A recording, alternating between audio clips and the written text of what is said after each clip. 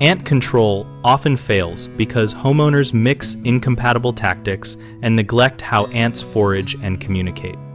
Ants use scent trails and communal feeding to move food back to the nest, so the most reliable treatment targets those behaviors. Use bait stations with slow-acting toxicants placed along foraging trails and near entry points because fast-killing sprays only remove visible workers and cause the colony to fragment.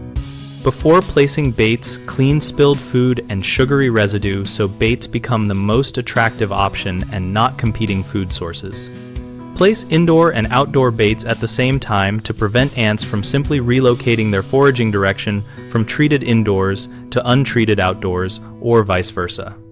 Do not apply a broadcast spray in the exact area where bait stations sit because many contact insecticides mask or repel baits and stop ants from feeding on them. Leave bait stations undisturbed for at least 7 to 10 days or until activity around the station has decreased dramatically, since early removal prevents the toxicant from reaching the queen and wider colony. 3 common mistakes are using sprays and baits in the same spot, which causes bait rejection, cleaning poorly before bait placement, which leaves competing food, and moving stations too soon, which stops colony exposure.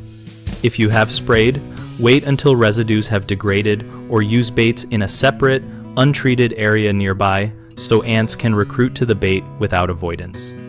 Always wipe counters and vacuum floors before putting down baits so ants choose the bait over crumbs. Mark bait locations and leave them in place for the full exposure period rather than checking daily and removing them at the first sign of fewer ants, because that incomplete exposure often requires follow-up treatment.